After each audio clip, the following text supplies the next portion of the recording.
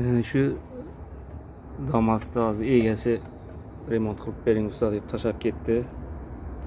Men shu reduktor yana necha ming kilometr yurgan deb o'ylaysizlar shu reduktorda yana. Umuman ochilmaganda bu reduktor.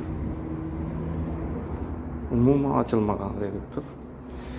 Ustonikka bo'lganda shu joyida turgan bu reduktor yana. Endi egasini aytishi bo'yicha 120 ming kilometr yuribdi bir reduktor bilan. Faqat metanda. Endi buni hozir ichini ochib, benzinda yuvib, keyin taxlab beramiz. Endi egasi shunday zakaz etdi. Mana shunday. Lekin shunday xizmat qilgan reduktorlar veteran reduktor deyiladi endi.